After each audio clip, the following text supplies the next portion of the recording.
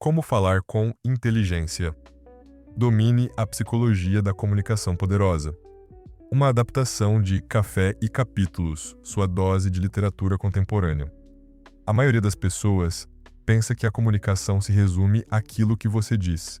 Mas aqui está a verdade nua e crua. Não é. As palavras que saem da sua boca representam menos de 10% da sua influência real. Os outros 90% são puramente psicologia, estratégia e a compreensão de como o cérebro humano processa informações. É por isso que algumas pessoas conseguem entrar em qualquer sala, comandar o respeito e conseguir exatamente o que querem, enquanto outras lutam para serem levadas a sério.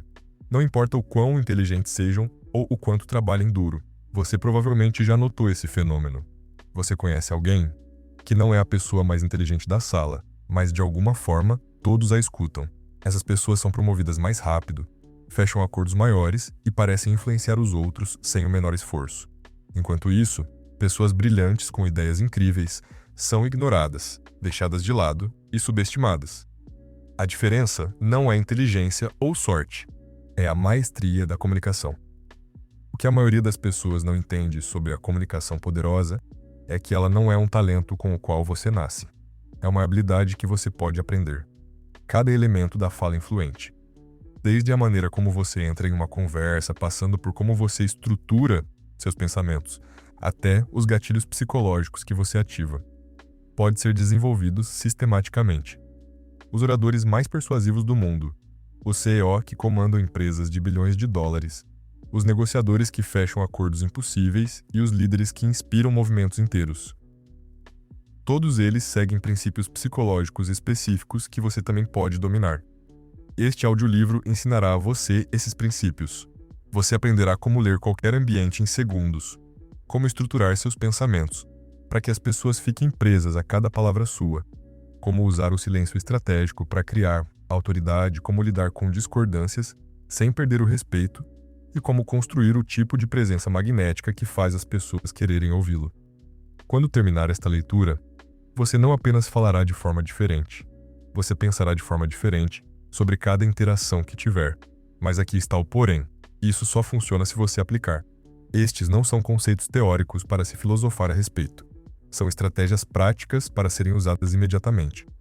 Cada técnica que compartilho aqui foi comprovada em situações do mundo real, de salas de diretoria a primeiros encontros, de entrevistas de emprego a jantares em família. A psicologia da comunicação é universal, e uma vez que você a compreenda, nunca mais terá que lutar para ser ouvido, respeitado ou influente. Capítulo 1. Os erros fatais de comunicação que aniquilam a sua influência. Antes mesmo de falarem, a maioria das pessoas já sabota sua própria influência, antes mesmo de abrirem a boca. Elas entram nas conversas já derrotadas porque cometeram erros fundamentais que sinalizam fraqueza, insegurança e baixo status para todos ao seu redor. Esses erros são tão comuns que 95% das pessoas os cometem sem sequer perceberem, e estão destruindo sua capacidade de serem levadas a sério. O primeiro erro fatal é a comunicação reativa. A maioria das pessoas espera que os outros iniciem as conversas, ditem o tom e determinem a direção da discussão. Elas respondem em vez de liderar, seguem em vez de guiar e permitem que outras pessoas controlem o enquadramento de cada interação. Isso as posiciona imediatamente como seguidoras, não como líderes. Quando você está constantemente reagindo, ela está abrindo mão do seu poder e treinando os outros para vê-lo como alguém que espera por permissão, em vez de alguém que assume o controle. Comunicadores reativos usam frases como "eu acho", "talvez você tenha razão" e "eu não tenho certeza, mas..." Eles pedem permissão para falar, pedem desculpas por terem opiniões e buscam constantemente a validação dos outros. Isso cria uma dinâmica psicológica na qual as pessoas, inconscientemente, os categorizam como menos importantes, menos confiantes e menos dignos de atenção séria. O cérebro humano é programado para respeitar a certeza e a autoridade, e a comunicação reativa sinaliza exatamente o oposto. O segundo erro fatal é o despejo de informações, information dumping. A maioria das pessoas acha que mais informações equivalem a mais persuasão, então, elas sobrecarregam os outros com fatos, detalhes, estatísticas e explicações. Acreditam que, se fornecerem evidências suficientes, as pessoas concordarão naturalmente com elas. Isso é completamente retrógrado. O cérebro humano não processa a informação de forma puramente lógica. Ele a processa emocionalmente primeiro, para só então encontrar razões lógicas que sustentem essas emoções. Quando você despeja informações nas pessoas, na verdade torna mais difícil para elas entenderem e concordarem com você. Você está criando uma sobrecarga cognitiva, o que desencadeia resistência mental. Em vez de serem persuadidas, as pessoas ficam sobrecarregadas, confusas e mentalmente exaustas. Elas param de ouvir não porque suas informações estão erradas, mas porque seus cérebros não conseguem processá-las com eficácia. O despejo de informações também sinaliza que você não compreende as necessidades, as prioridades ou a capacidade de atenção do seu público. O terceiro erro fatal é o vazamento emocional. Isso acontece quando o seu estado emocional interno afeta inconscientemente a sua comunicação. Se você está nervoso, ansioso, inseguro ou desesperado, essas emoções vazam através do seu tom de voz, da sua linguagem corporal e da sua escolha de palavras, mesmo quando você está tentando escondê-las. As pessoas conseguem sentir o vazamento emocional imediatamente, e isso destrói a sua credibilidade. O vazamento emocional aparece de maneiras sutis. Sua voz pode ficar um pouco mais aguda quando você está nervoso, você pode falar mais rápido quando está ansioso, pode usar mais palavras de preenchimento, quando está incerto, ou pode se inclinar demais para a frente quando está desesperado por aprovação. Esses microsinais comunicam muito mais do que suas palavras reais e dizem às pessoas que você não está no controle de si mesmo. Se você não consegue controlar as próprias emoções, como podem confiar a você decisões ou responsabilidades importantes? O quarto erro fatal é a comunicação espelho. Isso ocorre quando você copia, inconscientemente, o estilo de comunicação, o nível de energia e as opiniões de quem quer que esteja conversando com você. Comunicadores espelho tornam-se camaleões, ajustando constantemente sua personalidade para se adequarem ao ambiente. Eles acham que isso os torna mais simpáticos, mas na realidade, isso os torna esquecíveis e indignos de confiança. Quando você espelha demais os outros, perde a sua voz e a sua perspectiva únicas. As pessoas sentem que você não está sendo autêntico e param de levá-lo a sério. A comunicação espelho também o impede de agregar valor real às conversas, porque você está apenas ecoando o que os outros já disseram. Em vez de ser visto como alguém agradável, você é visto como fraco, indeciso e carente de convicções pessoais. O quinto erro fatal é a comunicação defensiva. Isso acontece quando você interpreta perguntas ou comentários neutros como ataques pessoais e responde na defensiva. Comunicadores defensivos estão o tempo todo se explicando, justificando suas ações e protegendo seu ego. Eles transformam conversas normais em batalhas e exaurem as pessoas com a sua necessidade de estarem sempre certos. A comunicação defensiva cria uma espiral negativa. Quando você fica na defensiva, os outros se tornam mais agressivos, o que o deixa ainda mais na defensiva. Esse padrão destrói relacionamentos, corrói a confiança e faz com que as pessoas evitem se comunicar com você por completo. Também sinaliza que você é inseguro quanto à sua competência ou autoridade, o que mina a sua influência. O sexto erro fatal é a comunicação em busca de aprovação. Isso ocorre quando o seu objetivo principal em todas as conversas é ser amado e não ser respeitado ou eficaz. Aqueles que buscam aprovação monitoram constantemente as reações das outras pessoas e ajustam a própria mensagem com base no que acham que os outros querem ouvir. Eles evitam discordâncias, sacrificam suas opiniões e priorizam a harmonia em detrimento da verdade. A comunicação em busca de aprovação pode parecer gentil, mas, na verdade, é manipuladora e fraca. Quando as pessoas sentem que você está mais preocupado em agradar do que em ser honesto, elas perdem o respeito por você.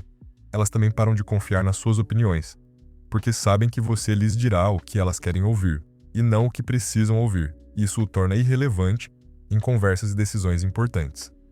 O sétimo erro fatal é a comunicação inconsciente. A maioria das pessoas nunca estudou como a comunicação realmente funciona. Então elas simplesmente improvisam e esperam pelo melhor. Não entendem como seu tom afeta a percepção, como a escolha de palavras cria significado, ou como a linguagem corporal influencia os resultados. Isso é como tentar realizar uma cirurgia sem entender de anatomia. Você pode dar sorte, mas provavelmente causará estragos. Comunicadores inconscientes repetem os mesmos erros várias vezes, porque não sabem o que estão fazendo de errado. Eles culpam os outros por não os entenderem, em vez de assumirem a responsabilidade pela própria comunicação pouco clara. Ficam frustrados quando as pessoas não respondem da maneira que desejam, mas nunca examinam o próprio papel na criação desses resultados. Esses 7 erros fatais são uma epidemia na sociedade moderna e são a razão pela qual a maioria das pessoas luta para ter influência, autoridade e respeito. A boa notícia é que, uma vez que você se torne ciente desses padrões, pode começar a mudá-los imediatamente. Cada conversa torna-se uma oportunidade de praticar uma comunicação consciente e estratégica, que constrói a sua influência em vez de destruí-la. Capítulo 2. A neurociência das primeiras impressões. Por que as pessoas decidem sobre você em 3 segundos? O cérebro humano faz julgamentos instantâneos sobre outras pessoas em menos de 3 segundos. E esses julgamentos são incrivelmente difíceis de mudar. Isso não é uma falha na psicologia humana. É um mecanismo de sobrevivência que evoluiu ao longo de milhões de anos para nos ajudar a identificar rapidamente ameaças, aliados e oportunidades. Entender como essas primeiras impressões funcionam lhe dá um poder formidável, porque você pode influenciá-las conscientemente, em vez de deixá-las ao acaso. O cérebro humano processa as primeiras impressões através de múltiplos canais simultaneamente. Sua aparência, sua postura, suas expressões faciais, o tom da sua voz, seu nível de energia e suas palavras iniciais são processados instantânea e inconscientemente. Dentro de 3 segundos, as pessoas já decidiram se você é competente, confiante, confiável, de alto status ou de baixo status. E essas decisões moldam cada interação subsequente que você terá com elas. Isso acontece por causa de um fenômeno chamado de julgamentos por fatias finas, thin slice judgments. O cérebro pega uma fatia minúscula de informação e a usa para fazer previsões amplas sobre o seu caráter, as suas habilidades e as suas intenções. Essas previsões são notavelmente precisas para traços básicos de personalidade, mas também são fortemente influenciadas por vieses inconscientes e condicionamentos sociais. Capítulo 3. A matriz da autoridade. Como comandar o respeito sem ser agressivo. A maioria das pessoas acha que a autoridade vem de ser barulhento, agressivo ou dominador. Mas a verdadeira autoridade é exatamente o oposto. A verdadeira autoridade é calma, controlada e magnética. Ela atrai as pessoas em vez de afastá-las, e cria respeito em vez de medo ou ressentimento. Compreender a diferença entre autoridade e agressão é crucial, porque uma constrói a sua influência, enquanto a outra a destrói. A autoridade baseia-se na competência, na confiança e no controle emocional. Quando você possui uma autoridade genuína, as pessoas naturalmente se deferem ao seu julgamento, buscam as suas opiniões e seguem a sua liderança. Isso acontece porque a autoridade desencadeia respeito e confiança inconscientes. As pessoas se sentem seguras ao redor de indivíduos com autoridade, porque percebem que essas pessoas têm controle sobre si mesmas e sobre o ambiente. Capítulo 4. O sistema operacional da persuasão. Como mudar mentalidades sem manipulação. Persuasão não é manipulação. A manipulação envolve enganar ou coagir as pessoas a agirem contra os seus melhores interesses, visando ao seu próprio benefício. A persuasão, por outro lado, envolve ajudar as pessoas a tomarem decisões que sejam genuinamente boas para elas, alcançando, ao mesmo tempo, os seus próprios objetivos legítimos. Entender essa distinção é crucial, porque a persuasão ética cria relacionamentos e resultados duradouros, enquanto a manipulação destrói a confiança e volta-se contra você ao longo do tempo. A base da persuasão ética é compreender como as pessoas realmente tomam decisões. A maioria acha que a tomada de decisão é um processo lógico e racional. Porém, a neurociência revela que ela é fundamentalmente emocional. As pessoas decidem com base nos sentimentos e, em seguida, usam a lógica para justificar essas decisões para si mesmas e para os outros. Isso significa que a persuasão eficaz deve engajar primeiro as emoções e, então, fornecer o suporte lógico para a decisão emocional. Isso não significa manipular emoções ou fabricar sentimentos falsos. Significa entender o que as pessoas genuinamente valorizam e ajudá-las a enxergar como a sua proposta se conecta aos verdadeiros valores, prioridades e desejos delas. Quando a persuasão se alinha aos interesses autênticos de alguém, ela soa natural e benéfica. e não insistente ou manipuladora. Tentando parecer confiante, a incompatibilidade será óbvia e minará sua credibilidade. É por isso que a regulação emocional é tão crucial para uma comunicação poderosa. Você precisa genuinamente sentir-se calmo e confiante, e não apenas tentar fingir. O terceiro elemento é a qualidade vocal e o tom. A sua voz carrega quantidades enormes de informações sobre o seu estado emocional, o seu nível de confiança e o seu status social. Em segundos após ouvi-lo falar, as pessoas fazem julgamentos sobre a sua competência, autoridade e confiabilidade, baseando-se puramente em como você soa. Vozes confiantes possuem certas características. Elas são bem apoiadas pela respiração, o que cria um tom cheio e rico. Possuem um ritmo controlado, o que demonstra ponderação e intencionalidade. Tem um volume apropriado, o que demonstra consciência do espaço e do público. Tem uma articulação clara, que sinaliza educação e atenção aos detalhes. E possuem uma entonação variada, o que mantém as pessoas engajadas e interessadas. Muitas pessoas sabotam inconscientemente sua autoridade vocal ao falar muito baixo, o que sinaliza insegurança, falar muito rápido, nervosismo, ou usar a entonação ascendente no fim das frases, o que faz afirmações soarem como perguntas, o famoso uptalk.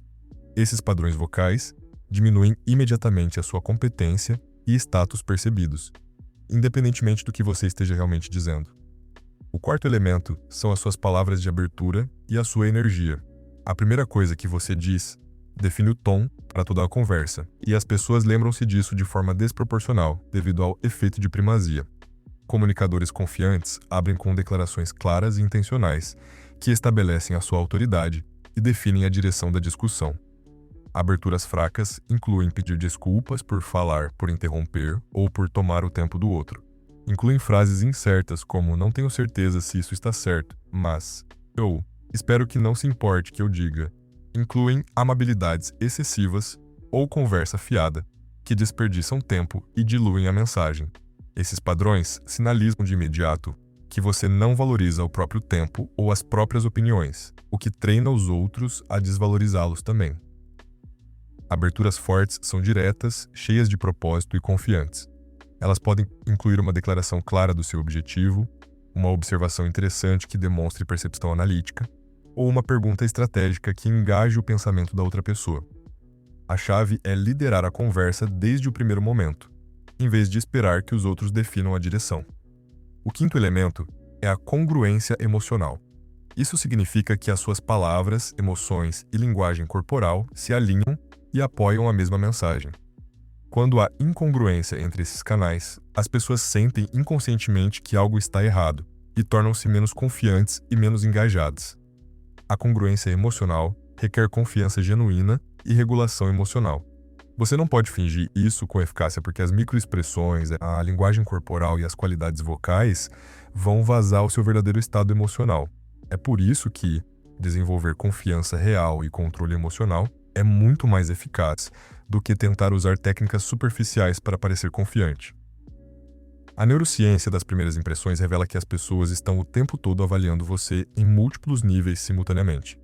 Elas estão mensurando a sua competência, a sua confiança, a sua credibilidade, o seu status e as suas intenções.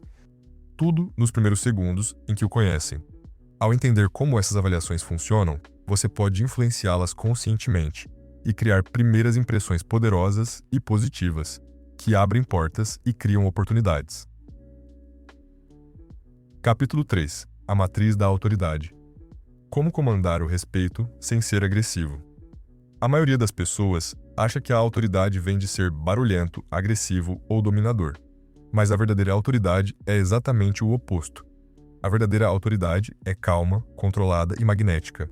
Ela atrai as pessoas em vez de afastá-las, e cria respeito em vez de medo ou ressentimento. Compreender a diferença entre autoridade e agressão é crucial, porque uma constrói a sua influência, enquanto a outra a destrói. A autoridade baseia-se na competência, na confiança e no controle emocional. Quando você possui uma autoridade genuína, as pessoas naturalmente se deferem ao seu julgamento, buscam as suas opiniões e seguem a sua liderança. Isso acontece porque a autoridade desencadeia respeito e confiança inconscientes. As pessoas se sentem seguras ao redor de indivíduos com autoridade, porque percebem que essas pessoas têm controle sobre si mesmas e sobre o ambiente. Capítulo 4. O sistema operacional da persuasão. Como mudar mentalidades sem manipulação. Persuasão não é manipulação. A manipulação envolve enganar ou coagir as pessoas a agirem contra os seus melhores interesses, visando ao seu próprio benefício. A persuasão, por outro lado, envolve ajudar as pessoas a tomarem decisões que sejam genuinamente boas para elas, alcançando, ao mesmo tempo, os seus próprios objetivos legítimos. Entender essa distinção é crucial, porque a persuasão ética cria relacionamentos e resultados duradouros, enquanto a manipulação destrói a confiança e volta-se contra você ao longo do tempo. A base da persuasão ética é compreender como as pessoas realmente tomam decisões. A maioria acha que a tomada de decisão é um processo lógico e racional, porém, a neurociência revela que ela é fundamentalmente emocional. As pessoas decidem com base nos sentimentos e, em seguida, usam a lógica para justificar essas decisões para si mesmas e para os outros. Isso significa que a persuasão eficaz deve engajar primeiro as emoções e, então, fornecer o suporte lógico para a decisão emocional. Isso não significa manipular emoções ou fabricar sentimentos falsos. Capítulo 5. O silêncio estratégico. O poder do que você não diz. A maioria das pessoas tem um pavor mortal do silêncio em conversas.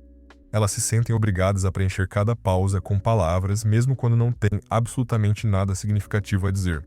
Esse medo do silêncio destrói a força da comunicação delas, porque faz com que pareçam nervosas, ansiosas e destituídas de confiança. Aprender a usar o silêncio estrategicamente é uma das habilidades de comunicação mais demolidoras e poderosas que você pode desenvolver. O silêncio não é a ausência de comunicação, é uma forma distinta de comunicação. O silêncio estratégico pode irradiar confiança, autoridade, ponderação e controle. Pode abrir um abismo de espaço para que os outros revelem informações vitais. Pode conferir peso e brutalidade ao impacto das suas palavras. Pode desarmar tensões, forjar conexões profundas e, principalmente, dar a você o tempo necessário para pensar e responder magistralmente, em vez de reagir com estupidez e impulsividade. O primeiro tipo de silêncio estratégico é a pausa de confiança. É um silêncio breve feito pouco antes de você começar a falar.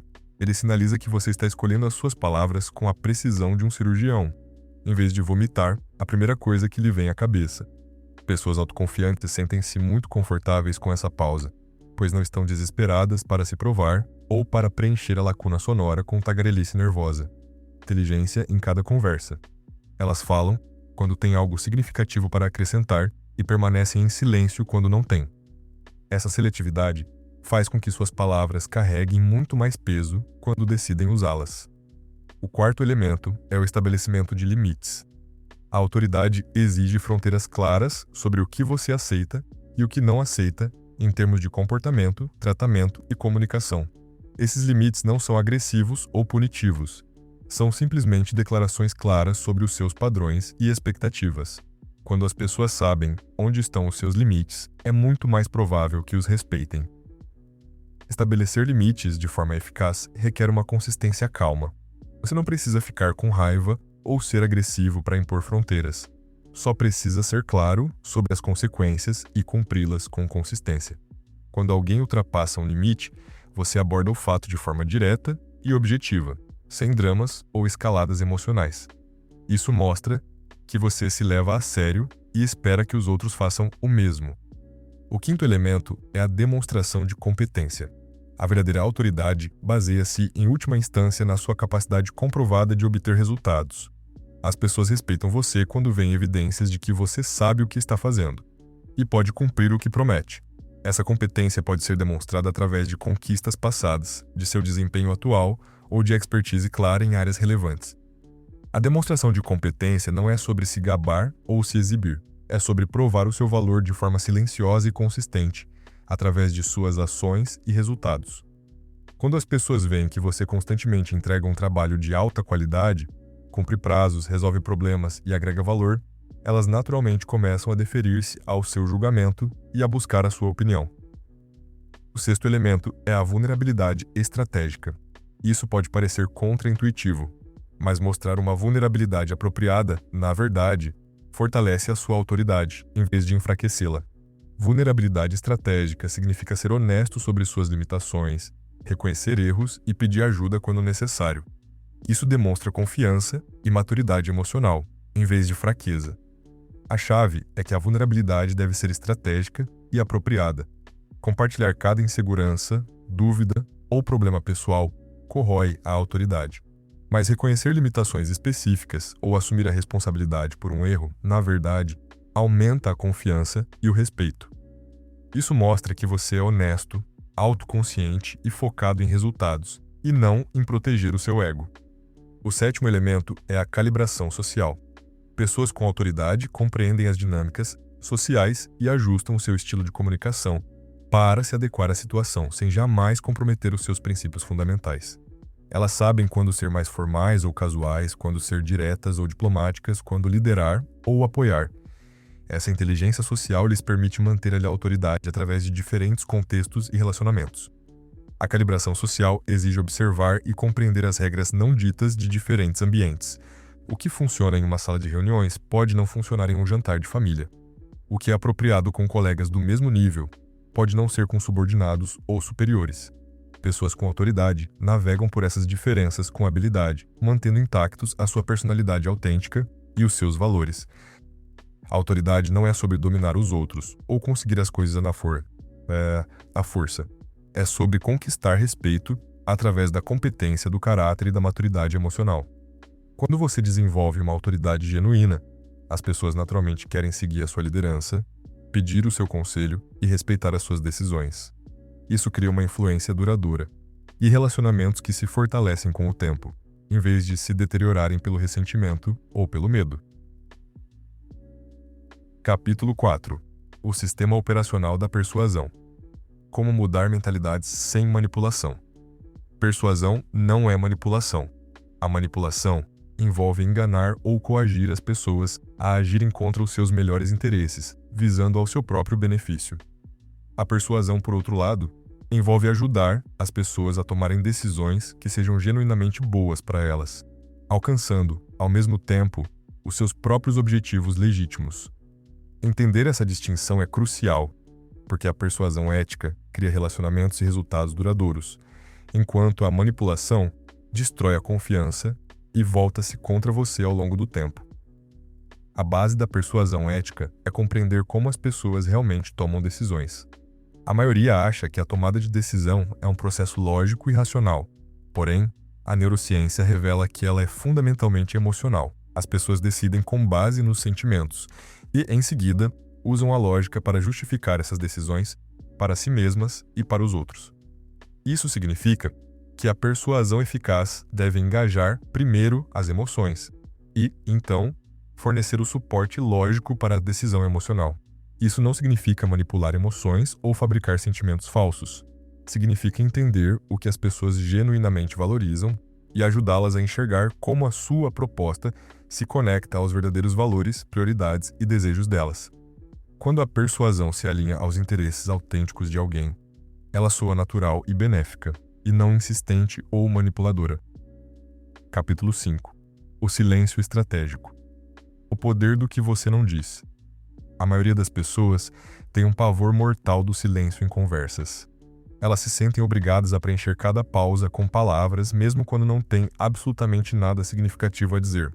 Esse medo do silêncio destrói a força da comunicação delas, porque faz com que pareçam nervosas, ansiosas e destituídas de confiança.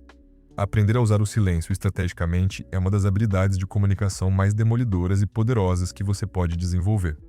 O silêncio não é a ausência de comunicação, é uma forma distinta de comunicação.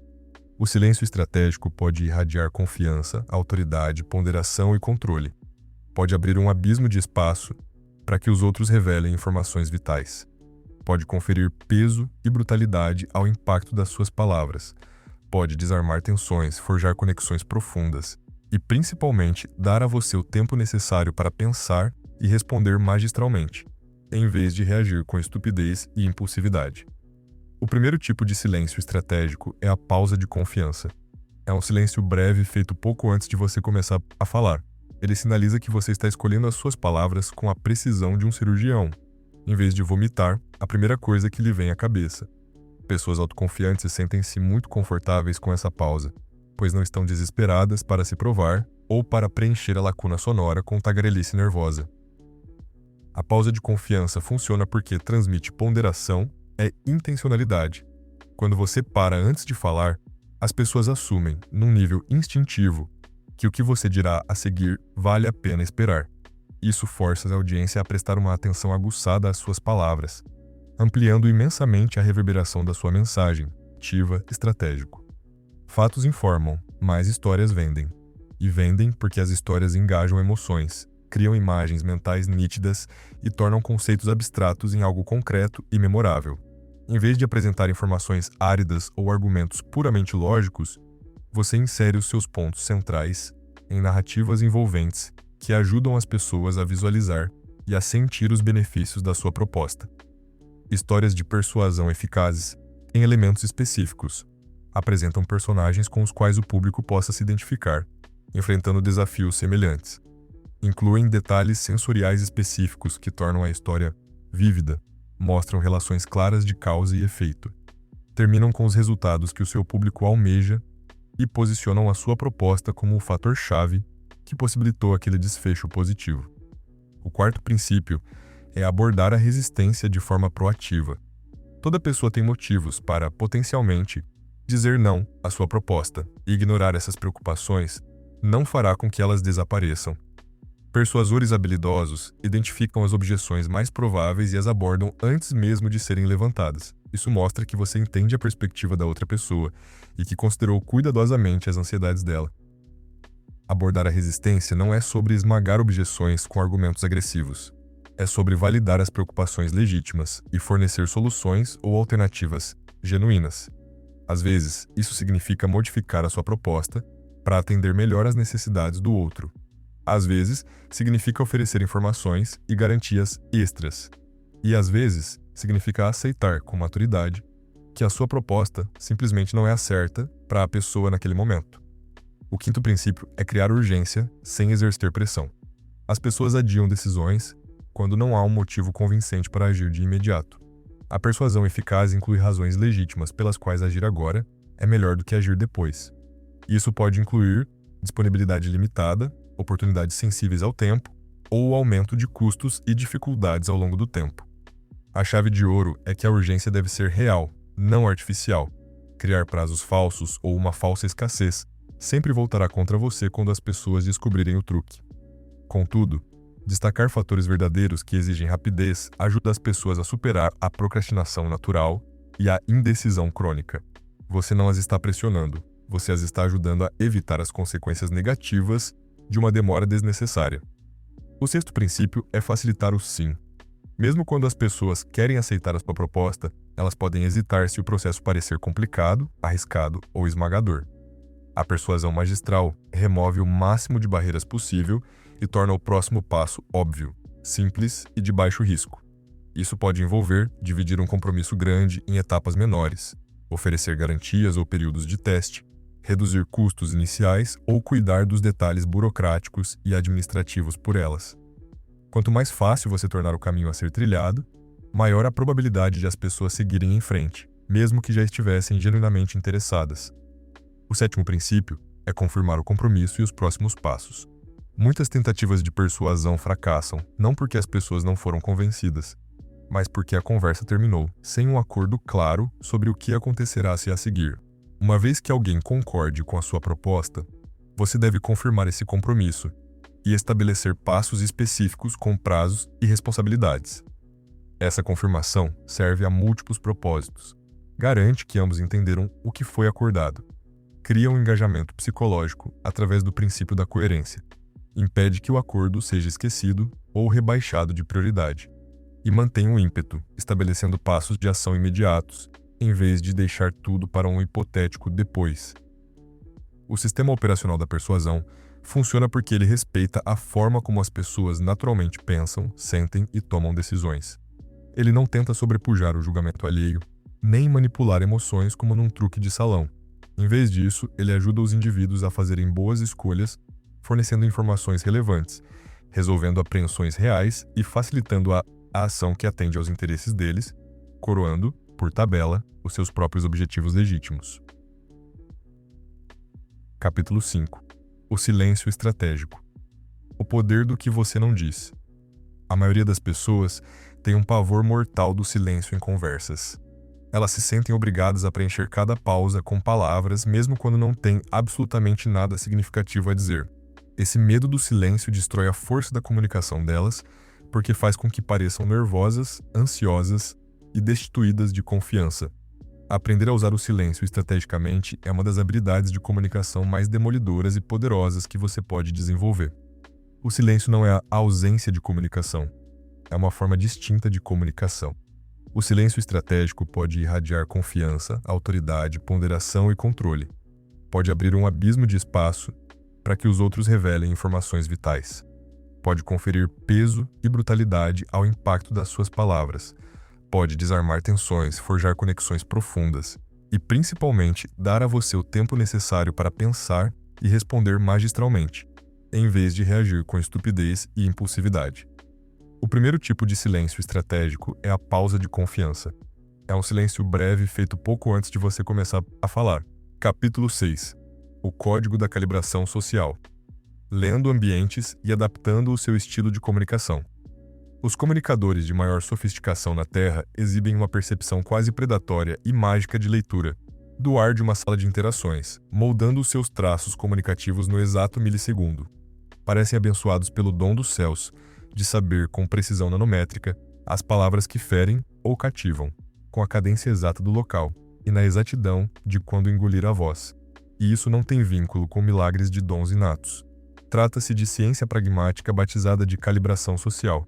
E este é o grande divisor de águas entre quem sobrevive no ambiente de trabalho, sem brilho, e quem ascende reinando incontestável como imperador nos relacionamentos.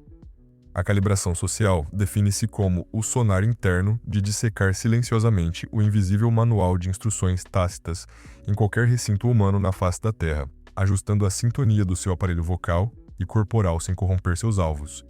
Toda roda de convívio transborda de organogramas ocultos, tabus tribais corporativos e caldeirões emocionais de ansiedade, e quem os lê governa a maré. A enorme maioria das pessoas fracassa espetacularmente neste quesito, por insistir em martelar o único prego do seu padrão único de falar e de se colocar na diretoria de Capítulo 7, o algoritmo da confiança, construindo uma segurança inabalável em qualquer situação. A confiança não é um traço genético de personalidade com o qual você nasce predestinado. É uma musculatura fria e implacável que você desenvolve de maneira metódica e sistemática. A imensa maioria enxerga o sucesso como o pai da confiança. Contudo, a realidade opera de trás para frente. A sua confiança é que fabrica o estrondo inegável do seu sucesso, e não o inverso no espelho. No instante em que os engasgos da farsa ruidosa cessam para você dissecar o real relógio engrenado e suado, que constrói de forma inquestionável as certezas absolutas do ego, bem fundamentado, internamente indestrutível, nos cenários implacáveis, sombrios, perigosos, você poderá fabricá-la intencionalmente para jamais fraquejar na manutenção perpétua contínua sob fogo cruzado.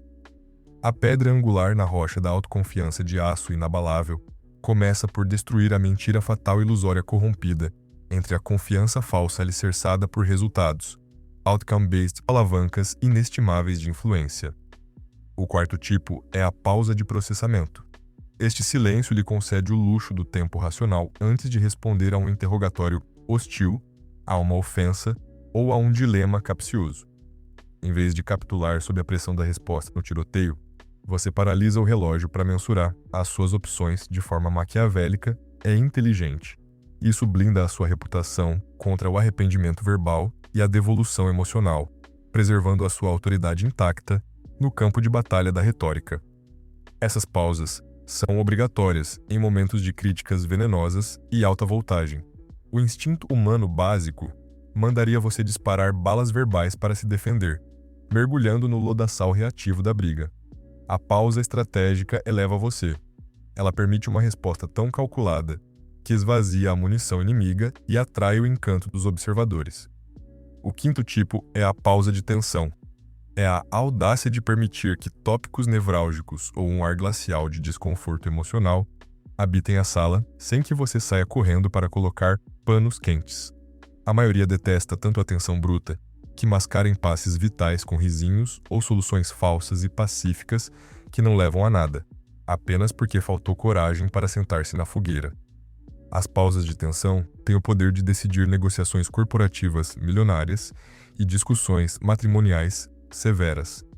Em vez de consolar o outro ou tentar salvar o momento, você o obriga a suportar todo o peso avassalador das consequências dos atos dele. Com grande frequência, esse gelo faz com que o próprio oponente ceda, assuma a culpa ou proponha os próprios termos de rendição para acabar com o sofrimento da tensão, termos esses que muitas vezes são melhores do que as exigências que você iria formular. O sexto tipo é o silêncio de reflexão. Trata-se da lacuna mental, proporcionada a todos antes de selar o martelo de uma decisão crucial, ou encerrar um tópico vital. Esse silêncio bloqueia a burrice das decisões impulsivas motivadas pelo estresse do relógio e consolida o grau de atenção dado ao assunto discutido. É um trunfo ao fim de pactos essenciais, permitindo que todas as frentes na mesa de xadrez repassem os detalhes silenciosamente na mente, evitem perguntas não ditas e firmem, psicologicamente, a aceitação mútua antes de marcharem. O manejo espetacular do silêncio obriga que você mate o seu próprio pânico interno dos vácuos de áudio numa roda social. As pessoas consideram a lacuna algo humilhante e que prova a falência da conversa. Ao contrário, a genialidade da pausa orquestra um palco de grandiosidade, reflexões monumentais e magnetismo.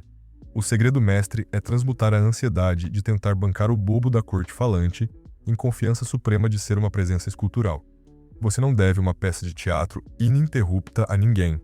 Muitas vezes, o maior troféu que você legará na mesa de um bar ou sala de diretoria será pela sua escuta impassível, aliada a pausas arquitetadas. Para treinar o músculo do silêncio, policie o próprio ritmo cardíaco. Sob o jugo do nervosismo ou inferioridade, o cérebro o espancará para atirar sílabas ao vento. Com enraizamento e respiração marcial, você ancorará o prazer dos hiatos conversacionais. O trunfo máximo do silêncio reside na sua escassez neste século. Numa época na qual o mundo grita demais e nada escuta, a esfinge que fala na hora e silencia o resto, e rompe como uma muralha hipnótica e imbatível de carisma, respeito irrefreável e autoridade inquestionável, tornando-se imortal na memória daqueles que experimentaram o peso cortante e acolhedor do seu silêncio majestoso e das suas raras intervenções verbais cirúrgicas. Capítulo 6. O Código da Calibração Social. Lendo ambientes e adaptando o seu estilo de comunicação. Os comunicadores de maior sofisticação na Terra exibem uma percepção quase predatória e mágica de leitura do ar de uma sala de interações, moldando os seus traços comunicativos no exato milissegundo. Parecem abençoados pelo dom dos céus de saber com precisão nanométrica as palavras que ferem ou cativam, com a cadência exata do local e na exatidão de quando engolir a voz. E isso não tem vínculo com milagres de dons inatos. Trata-se de ciência pragmática batizada de calibração social. E este é o grande divisor de águas entre quem sobrevive no ambiente de trabalho, sem brilho, e quem ascende reinando incontestável como imperador nos relacionamentos. A calibração social define-se como o sonar interno de dissecar silenciosamente o invisível manual de instruções tácitas em qualquer recinto humano na face da Terra, ajustando a sintonia do seu aparelho vocal e corporal sem corromper seus alvos. Toda roda de convívio transborda de organogramas ocultos, tabus tribais corporativos e caldeirões emocionais de ansiedade, e quem os lê governa a maré. A enorme maioria das pessoas fracassa espetacularmente neste quesito, por insistir em martelar o único prego do seu padrão único de falar e de se colocar na diretoria de acionistas frios como o faria na mesa do churrasco familiar. O amadorismo da inflexibilidade trava suas engrenagens no sucesso com brutalidade absurda e os conduz ao suicídio das influências. O primeiro pilar dessa sagacidade reside na consciência situacional. Antes que uma sílaba fuja de sua boca, estude o teatro de guerra das conversas. Quem empunha o cajado do mando real da sala aqui nesta noite? O termômetro de cortisol deles denuncia tensão pré-colapso e pânico latente por metas ou comemoram fartura? Que limites religiosos, dogmáticos e comportamentais se espera na etiqueta deste grupo agora? Qual o cronômetro ditado pelo relógio das pressões no instante para não falar além ou a menos da margem fatal da paciência tolerada. A consciência perita analisa cruzamentos infinitos, do compasso vocal trêmulo, de quem acata ordens invisíveis no levantar de pálpebra do líder discreto à cabeceira na poltrona do fundo. Este banco de dados formata as rotas de vitória. O segundo pilar ancora na análise cirúrgica das audiências. Estilos de personalidade distintos repudiam ou amam aproximações antagônicas. Calibrar é ler a vítima amigável do seu feitiço comunicativo. Será ele o homem das lógicas céticas frias que saliva por planilhas cruas? Ou a figura emocional compassiva sedenta de abraços conceituais da filosofia romântica do negócio e histórias emocionantes? Ele opera, por metas do amanhã, a voos altos de impérios, ou necessita de segurança paranoica aos milímetros nos contratos? O currículo deles grita os perfis, e suas perguntas ao longo das abordagens escancaram as defesas abertas deles rumo aos tesouros que eles amam ouvir. Os contadores querem os gráficos exatos infalíveis, enquanto o time criativo vomitará de tédio, seja a fechadura certa, a chave exata que você possuir no inventário. O terceiro pilar ergue-se na avaliação geopolítica social secreta de dinâmicas do poderio. A selva hierárquica divide-se invariavelmente nas patentes forjadas nos crachás plastificados contra as patentes informais forjadas pelo carisma das relações nas rodas d'água das empresas. Adaptar-se requer mapeamento brilhante de ambas. A majestade corporativa, engravatada na hierarquia, demandará o discurso formal e a entrega rápida de desfecho, sem floreios e total obediência ao seu pouco tempo. O poder informal de amizade do chão de fábrica e das redes de fofocas na sombra dita paciência extrema e comunhão nas risadas amigáveis de consagração de aprovação do pacto do bando antes da ordem acatada. O cego atira ao peito das duas posições de poder com a mesma linguagem e enterra sua biografia com escândalos não verbais perante superiores e desdenho de amizade na base. O quarto pilar foca a competência sociocultural do grupo de inserção atual. Entidades corporativas ou famílias exalam rituais sagrados invioláveis. Há as firmas de combate militar, agressivo de choques diretos impiedosos contra os defensores da flor delicada da harmonia e paz consensual de abraços. Culturas da ousadia, aventureira destemida cega sem fronteiras contra a cautela estéril da paralisia pelo erro. A gíria e o despojamento sagrado dos ambientes joviais, sem regras de colarinho afrouxado contra-eclesiástico das fronteiras gélidas. Violar essa fronteira não escrita destrói toda influência antes que acabe a primeira xícara. A excelência requer a tática dos camaleões honrados do mimetismo das águas do rio. Modele seus padrões com excelência, observando os chefes brilhantes do novo ambiente local e assuma os tons corretos dos trajes do vernáculo de comunicação deles. O quinto pilar espelha-se no ajuste da inteligência dos climas emocionais e espirituais coletivos. Os agrupamentos flutuam às marés em estresse extremo ou na glória pacífica plácida anestésica das vitórias, em comemoração relaxante da crise extirpada.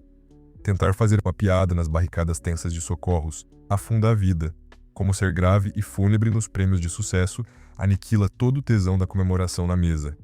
Alinhe a sua vibração e temperatura dos seus batimentos cardíacos, simulando a mesma aura psíquica mental da sala ali existente, ao invés de atritar com dissonância irritante e falsidade que afugenta e assusta a multidão. O sexto pilar da matriz exige a flexibilidade estratégica do poliglota mental, da voz e posições. Você jamais amputa os braços centrais dos seus princípios da alma moral para moldar na sociedade. Trata-se do camaleão tático. É a maestria de alternar a marcha automobilística da retórica, do discurso de gelo matemático analítico, no fórum exato da justiça dos relatórios frios, para saltar na tribuna em discursos emocionais, para arrebanhar exércitos de seguidores fiéis, nas barricadas motivacionais ardentes assertivas de glórias, com liderança de peito aberto agressivo ou retroagir ao pacificador nos divãs acolhedores das colaborações mútuas, nos lutos das crises calmas de suporte. É um arco de flechas completo para toda besta e animal nos teatros infinitos na caça da influência coletiva, de vitórias sem fronteira. Na abóbada do sistema, o sétimo pilar, o ajuste cinético do tempo real. A calibração morre se lida com estatismo passado no preâmbulo de abertura inicial, que caducou com sucesso inicial falso. Ela respira o feedback implacável, invisível, a cada nanosegundo da conversa, rodando a fita sem cessar de avaliação letal e imediata. Eles recuam os torsos para o fundo encosto defensivos nas poltronas ou avançam sobre a sua fala, devorando a história nos seus olhos na mesa. Os olhos desviam tédio à tela do relógio ou travam contato magnético dilatados em você, nas veias pulsantes do pescoço ou silêncio. Preenche com discordância amargurada, mortal secreta do não falado. Isso dita o volante da pilotagem social no desvio tático nas curvas fatais, conversacionais nos labirintos da persuasão para mudar a engrenagem e nunca bater o veículo precioso social no tédio da mesmice ineficaz burra contínua, e jamais fraquejar a confiança no recuo estratégico. Na posse sagrada dessas alavancas poderosas do reino social, da calibração invisível da maestria suprema, da adaptabilidade, a sua coroa converte você não na estrela de palcos estreitos confinados em guetos restritos fáceis rasos, porém, transforma sua alma no predador de topo e imperador absoluto da fala nas salas frias de batalhas intelectuais, mais exigentes, sangrentas, difíceis, cruéis, complexas nos tronos corporativos de negociações, pois a mágica suprema nas raras mentes da fluidez de camaleão, das inteligências alcançou, pela glória do esforço supremo do observador, os picos e resultados irretocáveis na arte milenar imortal, imbatível da genialidade conversacional no alto clero do mundo dos fortes formidáveis. Capítulo 7. O algoritmo da confiança. Construindo uma segurança inabalável em qualquer situação. A confiança não é um traço genético de personalidade com o qual você nasce predestinado. É uma musculatura fria e implacável que você desenvolve de maneira metódica e sistemática. A imensa maioria enxerga o sucesso como o pai da confiança. Contudo, a realidade opera de trás para frente. A sua confiança é que fabrica o estrondo inegável do seu sucesso, e não o inverso no espelho. No instante em que os engasgos da farsa ruidosa cessam para você dissecar o real relógio engrenado e suado, que constrói de forma inquestionável as certezas absolutas do ego, bem fundamentado, internamente indestrutível, nos cenários implacáveis, sombrios, perigosos, você poderá fabricá-la intencionalmente para jamais fraquejar na manutenção perpétua contínua, sob fogo cruzado. A pedra angular na rocha da autoconfiança de aço inabalável começa por destruir a mentira fatal e ilusória corrompida entre a confiança falsa alicerçada por resultados. Outcome-Based, capítulo 8. Técnicas avançadas de influência. A psicologia de conseguir o que você quer sem forçar. A influência não tem a ver com subjugar as pessoas à força ou manipulá-las para que obedeçam. Trata-se de compreender a psicologia humana e criar as condições exatas em que as pessoas queiram naturalmente cooperar com você. As técnicas de influência mais poderosas funcionam porque se alinham com a forma como as pessoas já pensam, sentem e tomam decisões, em vez de lutar contra as tendências naturais delas. A base da influência ética é entender que as pessoas não resistem às ideias que elas mesmas criaram. Quando você consegue guiar as pessoas para que descubram conclusões, soluções ou decisões por conta própria, elas sentem propriedade e comprometimento, em vez de ressentimento ou resistência. Isso exige que você deixe de dizer às pessoas o que pensar, para ajudá-las a pensar com mais eficácia sobre as próprias situações e metas. Capítulo 9. Comunicação de crise. Como manter o poder quando tudo dá errado. Situações de crise revelam quem detém o verdadeiro poder de comunicação e quem apenas parece confiante quando as coisas estão fáceis. Quando a pressão aumenta, os ânimos se exaltam e os riscos se tornam críticos. As habilidades de comunicação da maioria das pessoas entram em colapso. Elas tornam-se reativas, defensivas, dispersas ou paralisadas. Mas os mestres da comunicação de crise, na verdade, tornam-se ainda mais poderosos e influentes durante tempos difíceis, porque sabem como manter a compostura, a clareza e a liderança quando os outros perdem o controle. Comunicação de crise não se trata de ter todas as respostas ou de prevenir todos os problemas. Trata-se de manter a sua eficácia e a sua influência diante de desafios inesperados, incertezas e altíssima pressão.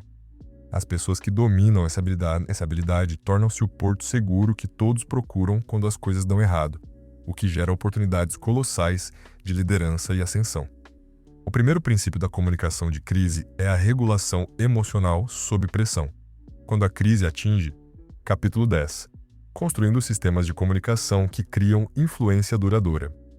A maioria das pessoas encara a comunicação como uma série de interações isoladas, sem qualquer estratégia sistemática, para construir uma influência cumulativa ao longo do tempo. Elas têm boas e más conversas, sucessos aleatórios e fracassos inesperados, mas nenhum sistema coerente para expandir o seu império comunicativo. Construir uma influência duradoura exige abordagens calculadas que rendam juros compostos com o tempo, em vez de depender de lapsos isolados de genialidade. O alicerce da influência sistemática é compreender que absolutamente toda interação constrói ou corrói a sua reputação de competência, confiabilidade e liderança. As pessoas formam a imagem de quem você é com base nos padrões que observam, não apenas em conversas pontuais. Isso exige padrões e abordagens que reforcem percepções positivas através de múltiplos pontos de contato. O primeiro elemento é a coerência da mensagem em todos os contextos. As suas mensagens centrais sobre a sua capacidade, os seus valores, as suas prioridades e a sua expertise devem permanecer inabaláveis, atados na lama, nas travessias das tormentas das cordilheiras dos montes, com sucesso de conquistas para aclamar sempre os defeitos. Quem detém os controles na fortaleza, empilha nos tronos íntimos da consciência as medalhas conquistadas como os diários inegáveis divinos de poder supremo nas provas forjadas em ferro quente, superados anteriormente, para silenciar com fatos documentados inegáveis nas tempestades psíquicas das fraquezas. Que seu DNA já triunfou glorioso nos combates obscuros piores brutais, e triunfará sem fim, como nos ciclos anteriores inquebráveis contínuos sucessivamente. No quarto motor, o calibramento otimizado e purga dos lixos mentais venenosos, nos diálogos sombrios, subconscientes, ocultos da autossabotagem, cruel, falsa crítica fatal, mental destrutiva, exterminar os monstros falsos do desastre, imaginário patético punitivo mentiroso imposto covardemente pela fraqueza, elevar com honestidade inabalável, justa, brilhante, amigável, conselheira, magistral as cobranças na objetividade cirúrgica, como um pilar leal e não de carrasco sanguinário inútil, reestruturando os pânicos cênicos do falso Deus, do perfeccionismo utópico fútil, impossível falso, amaldiçoado mítico mentiroso para o Deus sagrado eterno imortal, da capacidade infinita, suprema gloriosa divina, da evolução, feroz constante, contínua da solução imparável, feroz adaptável dos conflitos múltiplos, brutais, fatais contínuos. O quinto domínio, o templo corporal fisiológico magnético, erguido das posturas e fluxos da respiração letal. Profunda, consciente de imposição calma suprema. Poderosa gravitacional soberana fria de espelhos. Nas posturas forjadas, no espaço erguidas intencionais, exatas deliberadas, das colunas alinhadas, perfeitas, firmes resolutas nos gestos e aletas, rítmicas calmas, parasimpáticas no oxigênio. Fabricam os venenos hormonais e elixires neuroquímicos para anestesiar nas ansiedades a biologia e transmutar os sentimentos numa alquimia física autossugestiva exata. Material da confiança autônoma. Fisiológica, orgânica da presença de reis divinos, implacáveis supremos. Sexto, motor. As expansões diárias deliberadas, intencionais doloridas, brilhantes, sistemáticas nas fronteiras mortas, seguras das zonas de confortos, patéticas, decadentes, apáticas. A confiança que não testa o sangue nas fogueiras, apaga nas neves dos fracos. Você marcha rumo às ansiedades em níveis mortais, mas toleráveis, calculáveis para expandir nas experiências os castelos interiores blindados, nos sofrimentos calmos, graduais, progressivos, até dominar com tédio as glórias heróicas das tarefas aterrorizantes da infância, na banalidade das mestrias rotineiras fáceis, frias da maestria infinita, sublime, inabalável, real. Coroando as pontas estelares supremas, sétimo degrau, o alinhamento genial autêntico, feroz, indomável, divino do núcleo das identidades nucleares. Nos falsos trajes dos teatros das conveniências mendigadas, nos aplausos falsos corrompidos, reside a ansiedade de ser caçado nas mentiras falsas vergonhosas.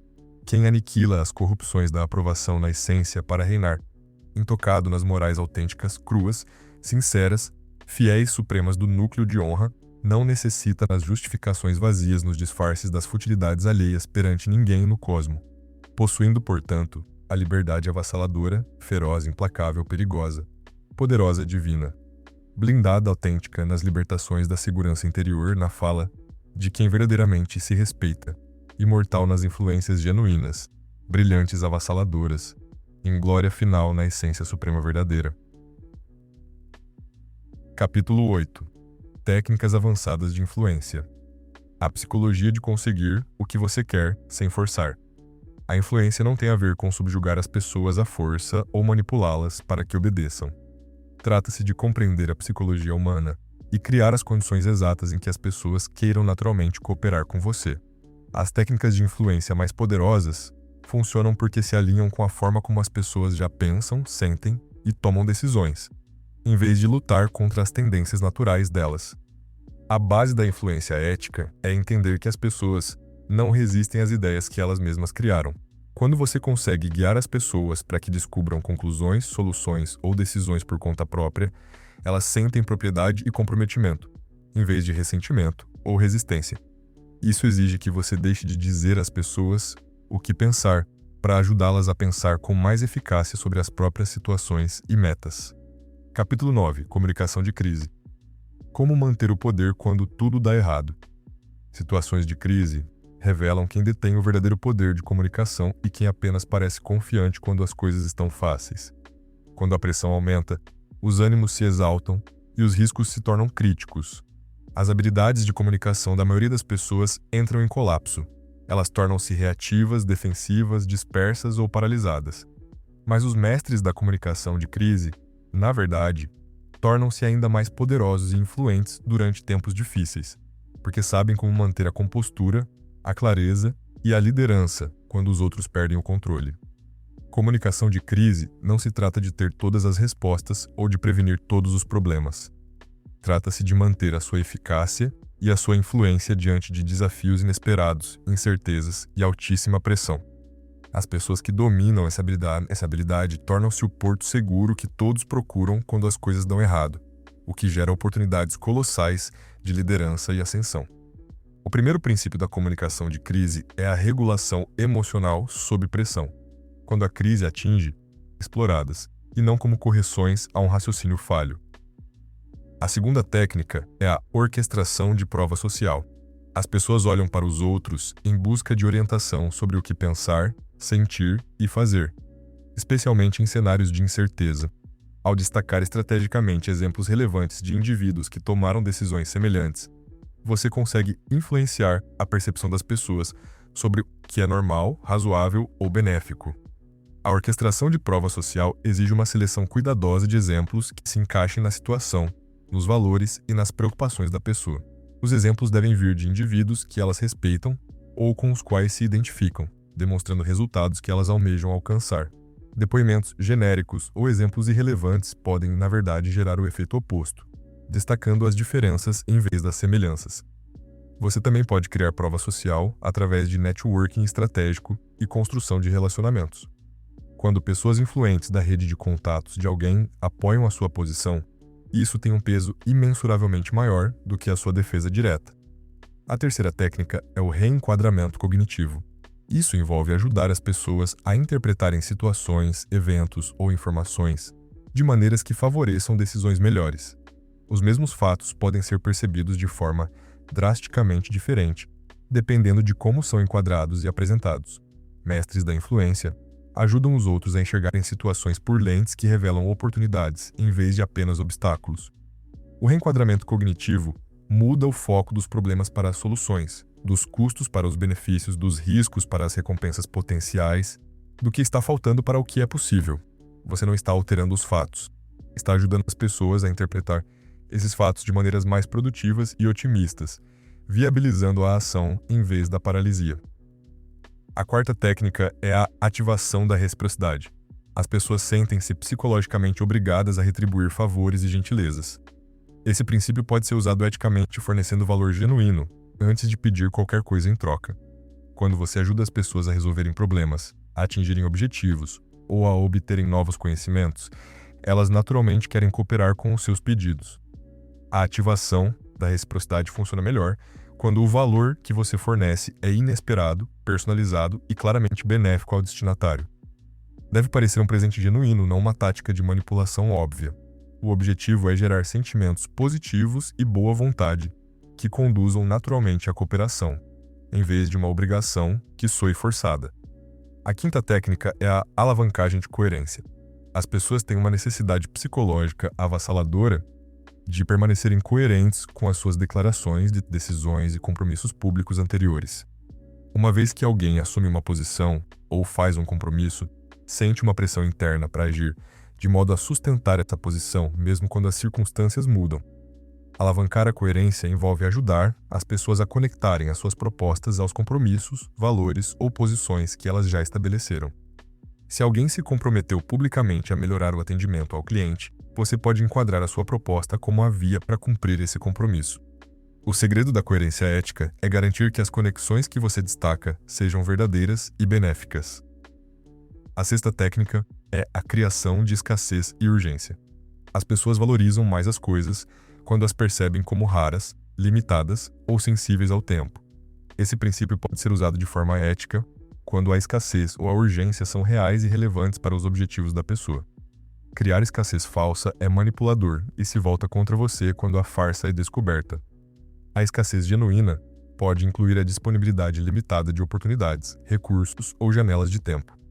A urgência real pode envolver prazos, consequências ou a mudança nas condições de mercado. A chave é ajudar as pessoas a compreenderem a verdadeira sensibilidade ao tempo, em vez de criar uma pressão artificial. Forneça informações claras sobre o porquê de a limitação existir e quais seriam as consequências do atraso. A sétima técnica é o alinhamento emocional. As pessoas tomam decisões baseadas em emoções e, depois, justificam-nas com a lógica. A influência implacável exige que você se conecte às emoções genuínas do outro e o ajude a ver como a sua proposta satisfaz as necessidades e desejos emocionais dele, não apenas os seus requisitos lógicos. Alinhamento emocional significa entender o que as pessoas realmente valorizam em um nível mais profundo do que as preferências racionais declaradas. Quais são os seus medos, esperanças, ambições e valores? Como elas querem se sentir em relação a si mesmas e às suas escolhas? Uma vez que você desvende esses motores emocionais, poderá moldar a sua comunicação de maneira a tocar esses sentimentos, mantendo um sólido suporte lógico. Você não está manipulando emoções, está ajudando as pessoas a enxergarem como a sua proposta se alinha àquilo com o que elas se importam no âmago de suas almas. Essas técnicas avançadas de influência funcionam porque fluem a favor da psicologia humana natural, e não contra ela. Ajudam as pessoas a tomar decisões melhores que servem aos interesses delas, ao mesmo tempo em que alcançam os seus objetivos legítimos. Quando usadas eticamente, criam cenários em que todos saem ganhando, fortalecendo as relações e construindo cooperação e confiança de longo prazo. Capítulo 9. Comunicação de crise. Como manter o poder quando tudo dá errado? Situações de crise revelam quem detém o verdadeiro poder de comunicação e quem apenas parece confiante quando as coisas estão fáceis. Quando a pressão aumenta, os ânimos se exaltam e os riscos se tornam críticos. As habilidades de comunicação da maioria das pessoas entram em colapso. Elas tornam-se reativas, defensivas, dispersas ou paralisadas.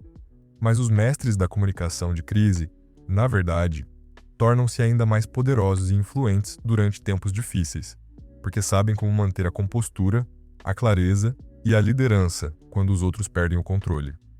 Comunicação de crise não se trata de ter todas as respostas ou de prevenir todos os problemas.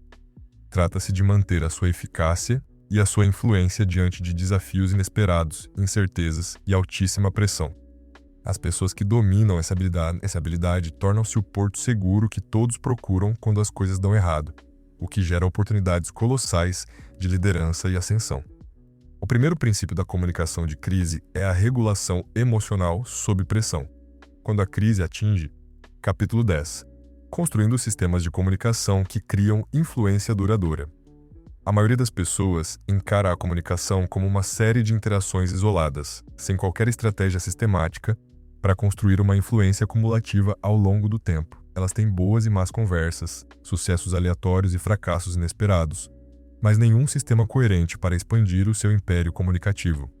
Construir uma influência duradoura exige abordagens calculadas que rendam juros compostos com o tempo, em vez de depender de lapsos isolados de genialidade. O alicerce da influência sistemática é compreender que absolutamente toda interação constrói ou corrói a sua reputação de competência, confiabilidade e liderança. As pessoas formam a imagem de quem você é com base nos padrões que observam, não apenas em conversas pontuais. Isso exige padrões e abordagens que reforcem percepções positivas através de múltiplos pontos de contato. O primeiro elemento é a coerência da mensagem em todos os contextos. As suas mensagens centrais sobre a sua capacidade, os seus valores, as suas prioridades e a sua expertise devem permanecer inabaláveis, de modo que a comunicação proativa é essencial. Uma gestão eficaz significa fornecer atualizações regulares mesmo quando você não possui todas as informações. Você comunica o que sabe, o que não sabe, o que está fazendo para descobrir mais e quando espera ter novidades. Essa transparência constrói confiança e mata o vácuo de informação que leva à especulação e ao pânico. Você também deve reconhecer a gravidade, sem ser alarmista ou derrotista. As pessoas precisam saber que você está levando as coisas a sério, mas também precisam ter a convicção de que a situação é administrável. O terceiro princípio é a comunicação focada em soluções. Crises naturalmente geram um pensamento focado no problema, onde as pessoas ficam obcecadas em analisar o que deu errado, de quem é a culpa e o quão ruins as coisas podem ficar. Embora alguma análise seja necessária, a comunicação de crise eficaz muda rapidamente o foco para o desenvolvimento de soluções e o planejamento de ações. Isso significa reconhecer o problema sem se debruçar eternamente sobre ele, redirecionando a energia e mantendo o otimismo sobre a descoberta de saídas viáveis. Você faz perguntas como: o que podemos fazer agora para melhorar isso? Quais recursos temos disponíveis? E como seria o sucesso dadas as nossas restrições atuais? Isso não é ignorar a realidade com positividade tóxica. É canalizar a energia mental para um terreno produtivo, varrendo a cultura inútil da culpa. O quarto princípio é a mensagem específica para partes interessadas, stakeholders. Diferentes grupos afetados por uma crise possuem diferentes preocupações, necessidades de informação e poderes de decisão. A comunicação eficaz exige adaptar o conteúdo da mensagem, o tempo e o método de entrega às exigências específicas de cada grupo.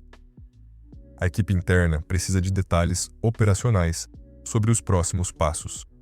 A alta liderança precisa de uma perspectiva estratégica e de opções de recomendação. Os parceiros externos precisam de atualizações relevantes, sem que detalhes confidenciais sejam expostos. Os clientes precisam de garantias sobre como a situação os afeta e o que você está fazendo para protegê-los. Você fornece informação suficiente para que eles se sintam seguros, sem afogá-los em detalhes irrelevantes. O quinto princípio é a comunicação de liderança decisiva. Crises exigem decisões rápidas com informações incompletas sob a pressão do relógio. Comunicadores brilhantes sabem colher opiniões rapidamente, sintetizar dados e comunicar decisões com clareza, mesmo quando não têm certeza absoluta sobre todas as implicações.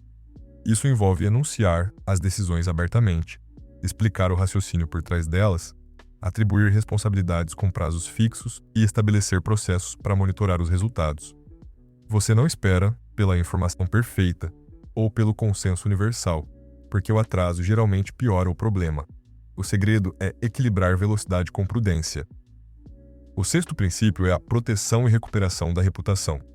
Como você se comunica durante uma crise impacta de forma implacável a sua reputação de longo prazo. As pessoas lembrarão de como você suportou a pressão muito mais do que lembrarão dos problemas específicos que você enfrentou. Isso faz da comunicação de crise uma arena para demonstrar caráter, competência e liderança. A proteção da reputação envolve assumir a devida responsabilidade, sem excessos de flagelação, manter os padrões profissionais e cumprir tudo o que foi prometido no calor do momento.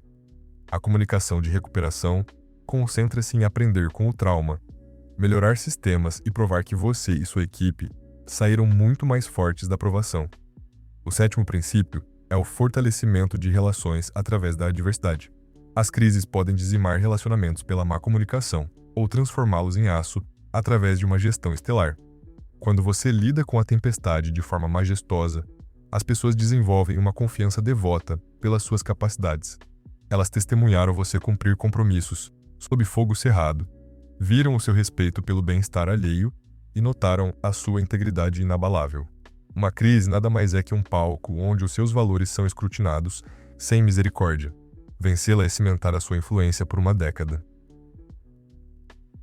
Capítulo 10. Construindo sistemas de comunicação que criam influência duradoura. A maioria das pessoas encara a comunicação como uma série de interações isoladas, sem qualquer estratégia sistemática, para construir uma influência cumulativa ao longo do tempo. Elas têm boas e más conversas, sucessos aleatórios e fracassos inesperados, mas nenhum sistema coerente para expandir o seu império comunicativo. Construir uma influência duradoura exige abordagens calculadas que rendam juros compostos com o tempo, em vez de depender de lapsos isolados de genialidade. O alicerce da influência sistemática é compreender que absolutamente toda interação constrói ou corrói a sua reputação de competência, confiabilidade e liderança. As pessoas formam a imagem de quem você é com base nos padrões que observam, não apenas em conversas pontuais. Isso exige padrões e abordagens que reforcem percepções positivas através de múltiplos pontos de contato. O primeiro elemento é a coerência da mensagem em todos os contextos. As suas mensagens centrais sobre a sua capacidade, os seus valores, as suas prioridades e a sua expertise devem permanecer inabaláveis, seja palestrando em uma conferência, batendo papo no corredor, escrevendo um e-mail ou gerindo uma crise. Essa coerência permite que as pessoas construam uma imagem nítida de quem você é. Coerência não é ser um robô repetitivo, é ter temas centrais autênticos que fluem naturalmente. As pessoas não devem receber sinais confusos ou contraditórios. O segundo elemento é o mapeamento de relacionamentos e networking estratégico. A influência flui pelos vasos sanguíneos dos relacionamentos. Isso exige que você mapeie quem influencia quem no seu ecossistema corporativo ou social e construa laços autênticos com esses conectores vitais. O mapeamento analisa as estruturas de poder formais e informais e entende as dinâmicas entre os principais jogadores. O networking estratégico vai muito além de colecionar cartões de visita. Foca em criar valor mútuo genuíno com aqueles que podem expandir o seu alcance. O terceiro elemento é o posicionamento de expertise e desenvolvimento de liderança de pensamento, thought leadership. Pessoas que deixam um legado tornaram-se reconhecidas por visões e conhecimentos específicos que os outros consideram imprescindíveis. Identifique áreas nas quais você possui excelência inquestionável e compartilhe esses insights sistematicamente. Pode ser domínio do setor, táticas de resolução de problemas, ou filosofias de liderança. Desenvolver a liderança de pensamento significa criar e disseminar conteúdo de forma contínua, apresentações, artigos, discursos ou a mentoria generosa que ilumina a jornada dos colegas. O quarto elemento são os sistemas de feedback e a melhoria contínua. A maioria passa a vida sem receber críticas construtivas diretas sobre o modo como fala e, assim, fica cega aos próprios defeitos.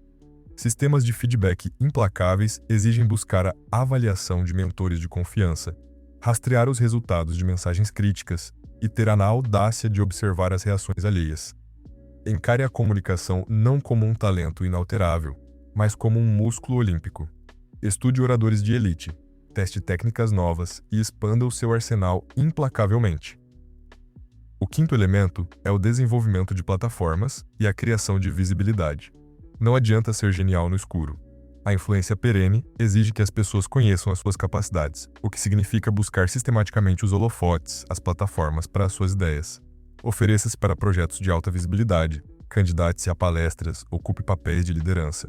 E pare de achar que o trabalho duro será notado magicamente. Você deve comunicar os seus sucessos estrategicamente, criando evidências inegáveis do seu impacto. O sexto elemento é o planejamento de sucessão e sistemas de mentoria. A verdadeira influência cria ramificações. Ao desenvolver outros comunicadores letais e eficazes, você forma um exército intelectual que compreende e defende os seus métodos mesmo na sua ausência. A mentoria atrai talentos formidáveis para a sua órbita, forjando lealdade e estabelecendo a sua fama de criador de titãs. A sucessão prepara o terreno para que as suas ideias o sobrevivam caso mude de cargo ou de empresa. O sétimo elemento é a construção de legado de influência institucional. O estágio máximo ocorre quando você muda o metabolismo e a forma de pensar de uma empresa inteira ou da sua indústria. Você vai além das decisões individuais e incorpora melhorias nos sistemas, processos e culturas do ambiente. A influência institucional faz com que as suas metodologias se tornem os novos mandamentos, moldando a estrutura cognitiva das gerações seguintes muito depois de o contato pessoal ter terminado. Capítulo 11. A fórmula do carisma. Fabricando presença magnética sob comando. O carisma não é uma qualidade celestial misteriosa com a qual os deuses abençoam uns e amaldiçoam outros. É uma combinação absolutamente específica de comportamentos, atitudes e padrões vocais que podem ser dissecados, aprendidos e ativados estrategicamente. As pessoas mais carismáticas que você conhece chegaram lá porque praticaram técnicas vitais e não por sorte na loteria genética. A medula espinhal do carisma é a capacidade de fazer com que a outra pessoa se sinta a criatura mais importante, valorizada e compreendida do universo quando conversa com você. Os indivíduos magnéticos dominam a arte de jogar o holofote da atenção e da energia sobre o outro, deflagrando emoções de puro êxtase na alma alheia. Isso não é fingimento.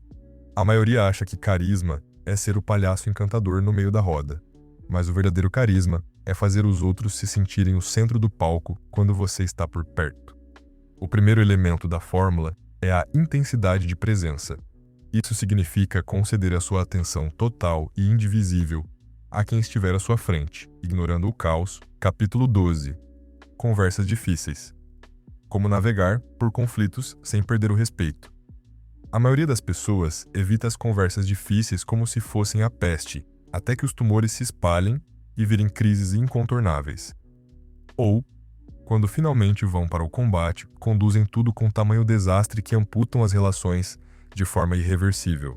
A capacidade de atravessar pântanos retóricos espinhosos é, de longe, o pilar mais raro e valioso da competência comunicativa, porque ela subverte um possível apocalipse social e o transforma num motor de fortalecimento de alianças.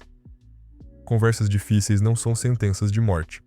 Quando empunhadas sob a égide da preparação correta, essas fricções intensificam o respeito. O gatilho inicial é o abandono da visão adversarial infantil. Na mentalidade pobre, o conflito é uma rinha de galos. Se um sangra e cai, o outro ergue a taça. Esse instinto destrói ambos no fim do dia. A mentalidade magnética trata o cenário como dois generais se unindo para liquidar um terceiro inimigo em comum, o problema. O primeiro princípio de mestre é a preparação e a regulação emocional prévia. Capítulo 13. Maestria na comunicação digital. Influência no mundo virtual. A revolução digital mudou fundamentalmente a forma como nos comunicamos, mas a maioria das pessoas, em sua ignorância funcional, insiste em trafegar nas vias virtuais, usando bússolas do mundo analógico antigo. Essa inércia entre ferramentas antigas e ambientes novos amordaça violentamente a capacidade deles de influência. Dominar os pixels e as telas exige assimilar que a tela esmagou todos os seus principais músculos não verbais, restando a você um campo de batalha altamente textual e cronológico. A tela silenciou o seu charme, congelou a temperatura do seu aperto de mão, diluiu o seu peso vocal grave e subtraiu as suas microexpressões simpáticas. Assim, ou você se torna um atirador de elite brutal no uso gramatical da linguagem, da arquitetura do seu e-mail e do domínio dos gatilhos cibernéticos, ou a sua influência naufraga nas caixas de spam mentais. Sem o feedback térmico do ar, o meio digital o obriga a calcular reações futuras por conta própria e acertar na veia de primeira. O primeiro pilar absoluto é a otimização rigorosa nas fronteiras de cada plataforma. Para comprar pão, para gerar conexão total. E não, você não precisa ter caçado leões na África para ser interessante. O storytelling de elite extrai as verdades dramáticas universais dos perrengues ordinários, unindo todos numa catarse compartilhada. O sexto elemento é a calibração da vulnerabilidade. Indivíduos magnéticos mostram apenas a fresta exata de fraqueza que gera compaixão e vínculo humano, sem cruzar a linha do despejo emocional de lamentos que assusta e drena as pessoas. A vulnerabilidade estratégica significa que, mesmo no pedestal do poder, você exibe uma cicatriz recente ou um medo ordinário. Isso aniquila o pedestal tóxico da arrogância e faz com que os meros mortais sintam que você sangra do mesmo vermelho que eles. O sétimo elemento é a premissa positiva inabalável e o benefício da dúvida. Figuras brilhantes assumem por padrão de fábrica que o outro possui as melhores intenções possíveis, eviscerando a armadura do cinismo. Eles fabricam uma segurança psicológica divina, permitindo que as pessoas desarmem os escudos e brilhem de verdade. Não significa ser um idiota cego para abusos. Significa que, na dúvida, o veredicto penderá para a bondade e a competência alheia, extraindo a força, a nobreza de quem convive com eles. O oitavo elemento é a celebração e o reconhecimento específicos. Carismáticos não dão tapinhas nas costas com jargões vazios. Bom trabalho. Eles miram com rifle de precisão no que a pessoa fez com maestria cirúrgica e enaltecem a minúcia em alto e bom som, cimentando o orgulho profundo no peito de quem ajudou ou atuou bem. E eles jamais sentem o próprio ego diminuído ao aplaudirem a coroa alheia. Ao contrário, essa generosidade grandiosa coroa a si próprios como os verdadeiros reis da roda. Capítulo 12. Conversas difíceis. Como navegar por conflitos sem perder o respeito. A maioria das pessoas evita as conversas difíceis como se fossem a peste, até que os tumores se espalhem e virem crises incontornáveis. Ou, quando finalmente vão para o combate, conduzem tudo com tamanho desastre que amputam as relações de forma irreversível.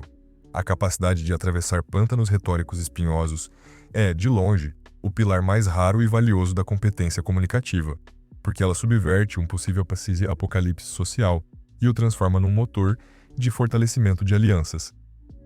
Conversas difíceis não são sentenças de morte. Quando empunhadas sob a égide da preparação correta, essas fricções intensificam o respeito. O gatilho inicial é o abandono da visão adversarial infantil. Na mentalidade pobre, o conflito é uma rinha de galos. Se um sangra e cai, o outro ergue a taça. Esse instinto destrói ambos no fim do dia. A mentalidade magnética trata o cenário como dois generais se unindo para liquidar um terceiro inimigo em comum, o problema. O primeiro princípio de mestre é a preparação e a regulação emocional prévia. Capítulo 13. Maestria na comunicação digital. Influência no mundo virtual.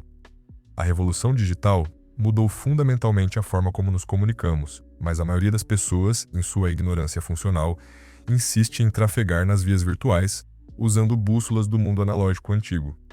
Essa inércia entre ferramentas antigas e ambientes novos amordaça violentamente a capacidade deles de influência. Dominar os pixels e as telas exige assimilar que a tela esmagou todos os seus principais músculos não verbais, restando a você um campo de batalha altamente textual e cronológico. A tela silenciou o seu charme, congelou a temperatura do seu aperto de mão, diluiu o seu peso vocal grave e subtraiu as suas microexpressões simpáticas. Assim, ou você se torna um atirador de elite brutal no uso gramatical da linguagem, da arquitetura do seu e-mail e do domínio dos gatilhos cibernéticos, ou a sua influência naufraga nas caixas de spam mentais. Sem o feedback térmico do ar, o meio digital o obriga a calcular reações futuras por conta própria e acertar na veia de primeira. O primeiro pilar absoluto é a otimização rigorosa nas fronteiras de cada plataforma. Capítulo 14. A mentalidade de maestria. Tornando-se um estudioso vitalício da psicologia humana.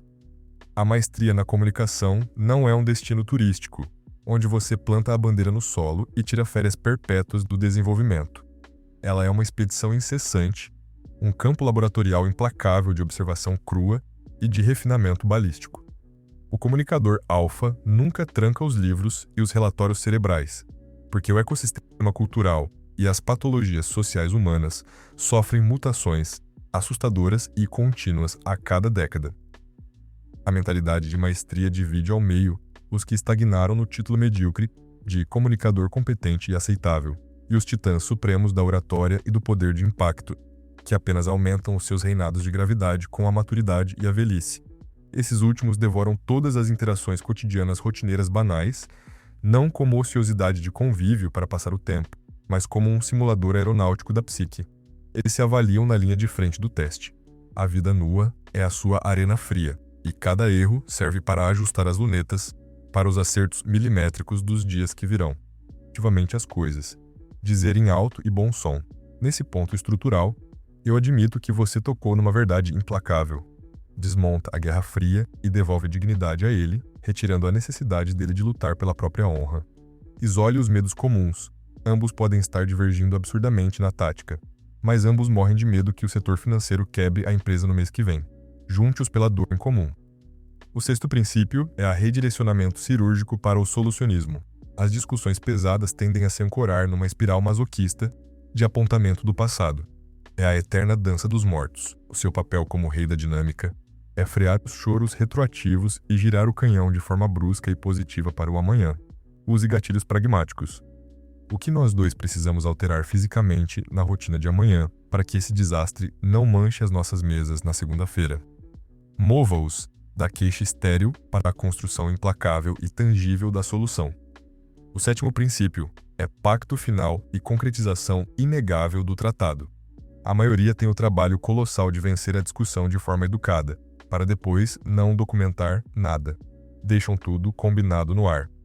30 dias depois, as interpretações do que foi falado se bifurcam e a guerra renasce 10 vezes pior e mais sangrenta. Se a paz foi firmada, sele o pacto. Repasse verbalmente as metas, os prazos e quem apertará qual botão ao sair por aquela porta. O compromisso fechado a pregos é o que garante que a guerra virou, de fato, arquitetura de progresso. Capítulo 13. Maestria na comunicação digital. Influência no mundo virtual.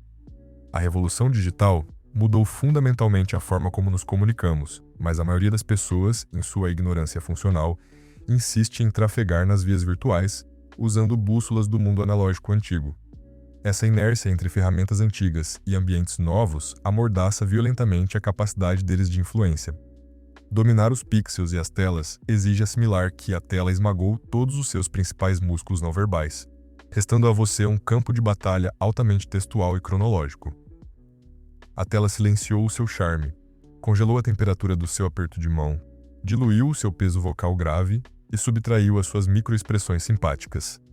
Assim, ou você se torna um atirador de elite brutal no uso gramatical da linguagem, da arquitetura do seu e-mail e do domínio dos gatilhos cibernéticos, ou a sua influência naufraga nas caixas de spam mentais. Sem o feedback térmico do ar, o meio digital o obriga a calcular reações futuras por conta própria e acertar na veia de primeira. O primeiro pilar absoluto é a otimização rigorosa nas fronteiras de cada plataforma. Capítulo 14. A mentalidade de maestria. Tornando-se um estudioso vitalício da psicologia humana. A maestria na comunicação não é um destino turístico, onde você planta a bandeira no solo e tira férias perpétuas do desenvolvimento. Ela é uma expedição incessante, um campo laboratorial implacável de observação crua e de refinamento balístico. O comunicador alfa nunca tranca os livros e os relatórios cerebrais, porque o ecossistema cultural e as patologias sociais humanas sofrem mutações assustadoras e contínuas a cada década. A mentalidade de maestria divide ao meio os que estagnaram no título medíocre de comunicador competente e aceitável, e os titãs supremos da oratória e do poder de impacto, que apenas aumentam os seus reinados de gravidade com a maturidade e a velhice. Esses últimos devoram todas as interações cotidianas rotineiras banais, não como ociosidade de convívio para passar o tempo, mas como um simulador aeronáutico da psique. Eles se avaliam na linha de frente do teste. A vida nua é a sua arena fria, e cada erro serve para ajustar as lunetas para os acertos milimétricos dos dias que virão. A primeira valência do mestre repousa no extintor dos padrões e no radar da previsibilidade humana. Em massa, os nossos atos como humanos obedecem a uma sinfonia triste e cíclica de pavores e paixões decodificáveis. O olho clínico do perito varre uma sala de diretoria e entende o balé.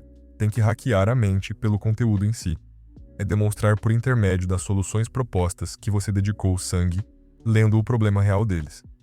É evocar o calor humano de volta ao e-mail trazendo empatia genuína aos medos da audiência, além de fatiar a comunicação engessada corporativa com uma gota calculada de vulnerabilidade pessoal, ou um vislumbre de humanidade calorosa para não soar como um algoritmo burocrático e robótico. O quarto pilar engloba o estabelecimento blindado da credibilidade. Na selva dos monitores, um clique revela tudo sobre o seu passado e autoridade. A influência cibernética depende da consistência férrea e magistral do material de alto nível, que você destila ao longo dos anos nas suas plataformas profissionais. A ortografia é impecável, o design alinhado das suas lâminas em PowerPoint e o peso esmagador e sutil da prova social, citações, cases reais referenciados, números inegáveis e referências cruzadas, agem como os escudos que defendem a sua posição quando ninguém na sala o conhece pessoalmente. O quinto pilar dita o ritmo do relógio cibernético e a gestão da frequência. O timing define se a sua mensagem acende ou cai no poço da irrelevância cega. Disparar pautas pesadas no cair das luzes de sexta-feira ou em picos de estresse da empresa afunda seu projeto antes de a mensagem chegar. Leia os ciclos metabólicos de atenção da sua organização ou do seu público.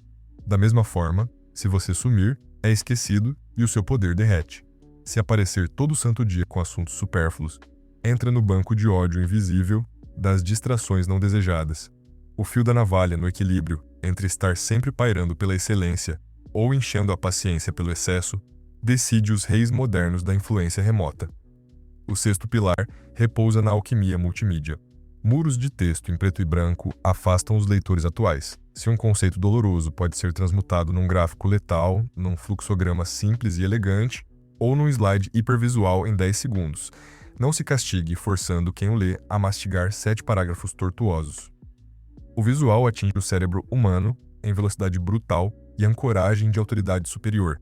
Apenas não polua a lâmina com decorações excessivas e vaidosas que matam o foco frio do dado em questão.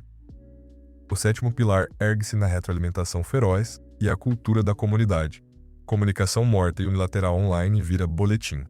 Se você está criando a sua teia, precisa provocar o vai e volta.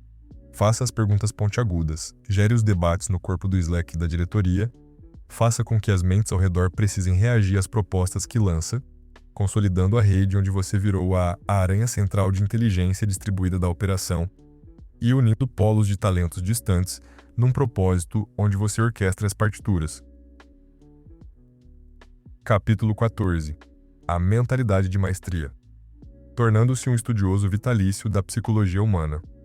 A maestria na comunicação não é um destino turístico, onde você planta a bandeira no solo e tira férias perpétuas do desenvolvimento. Ela é uma expedição incessante, um campo laboratorial implacável de observação crua e de refinamento balístico.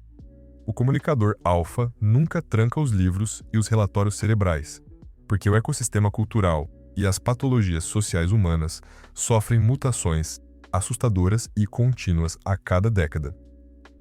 A mentalidade de maestria divide ao meio os que estagnaram no título medíocre de comunicador competente e aceitável, e os titãs supremos da oratória e do poder de impacto, que apenas aumentam os seus reinados de gravidade com a maturidade e a velhice. Esses últimos devoram todas as interações cotidianas rotineiras banais, não como ociosidade de convívio para passar o tempo, mas como um simulador aeronáutico da psique. Eles se avaliam na linha de frente do teste. A vida nua é a sua arena fria, e cada erro serve para ajustar as lunetas para os acertos milimétricos dos dias que virão. Capítulo 15. A sua revolução na comunicação. Implementando tudo e dominando qualquer ambiente. Tudo o que você decifrou de valor inestimável neste audiolivro apodrecerá sem a menor glória e servidão, tornando-se perfeitamente inútil como poeira de ilusão falsa, a menos que você transborde este arsenal em aplicação física rigorosa, assassina implacável, militar fria no campo diário, implacavelmente constante, inabalável, disciplinada. As maiorias engolem a tática como um lanche farto do almoço num curso, e, transcorridas 2 semanas do tempo inútil fraco, se afogam regressando nos oceanos velhos, pútridos, tóxicos, fracassados das reações fracas do passado, na mediocridade por não ostentarem um plano cirúrgico metódico bruto, letal na integração biológica celular, até o esquecimento racional e da transição puramente do orgânico e subconsciente, para reinar no palco formidável vivo e invencível para a vida diária dos mortais. Esta finalização implacável entrega o seu manual exato no plano operacional letal, frio sistemático de assalto final, cimentando o processo inquestionável, ininterrupto e inabalável, em transformar você visceralmente, biologicamente, do homem velho e vulnerável e refém fracassado da incerteza,